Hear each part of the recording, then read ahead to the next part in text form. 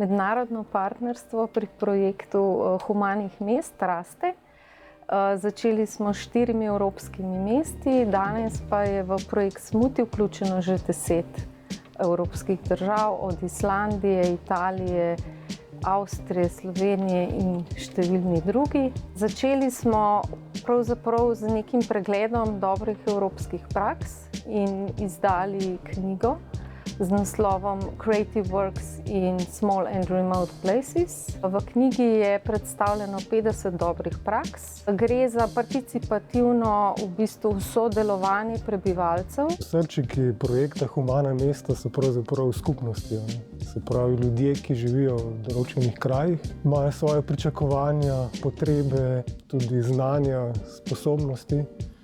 Tako da teh dobrih praks direktno ne moremo preslikati iz tujega okolja v neka druga okolja. So pa te dobre prakse vedno inspirativne v smislu, da ko vidiš, kaj so v svojem okolju z svojimi izhodiščnimi pogoji dosegali, ti v bistvu pomaga razumeti, kaj so pa tisti tvoji močni atributi, ki jih imaš v svojem lokalnem okolju in v svoji skupnosti, in kako lahko potem z njimi rokuješ, da prideš do želenega cilja. Te tuje prakse te dejansko opolnomočijo, da razmišljaš širše, da veš, da se stvari dajo premakniti. To je zelo inspirativno. Za projekt Smuti je nekako glavna želja, da se povezujemo z lokalno skupnostjo, zato smo tudi prepoznali že neke akterje v prostoru in jih podpiramo. Hkrati pa tudi skupaj iščemo vizijo za ta prostor. Želimo v bistvu opolnomočiti te ljudi, da sodelujoči najdejo tudi ekonomski potencial v prihodnosti.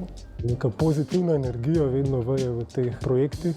Iz te pozitivne energije tudi neka sproščenost in posledično resnična ustvarjalnost. Mi kot znanstveno-raziskovalni delavci smo včasih precej omejeni z našimi metodološkimi pristopi. Ustvarjalna Evropa pa sprosti te ventile ustvarjalnosti. Ustvarjalna Evropa ne vključuje samo raziskovalcev, ampak tudi kreativni sektor, ki v bistvu v svojem lokalnem okolju lahko zelo močen in ga zelo dobro pozna.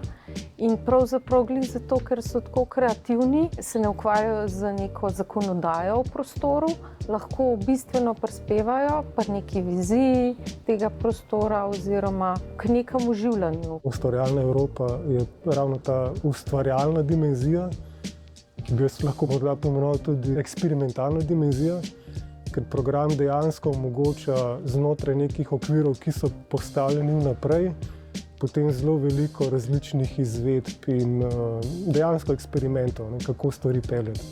In skozi te eksperimente se vključi tudi večje število nekih deležnikov, ki bi se morda malo bali pristopiti v proces, če bi bilo to vnaprej pričakovano, da mora vse uspeti, da mora biti vse idealno. S tem pristopom eksperimentalnim se pa ve, da pač to je eksperiment, lahko uspe, lahko ne uspe.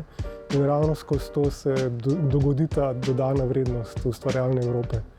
Se pravi, neki preboji z novimi rešitvami, ki jih prej sploh nismo bili sposobni domisliti, recimo.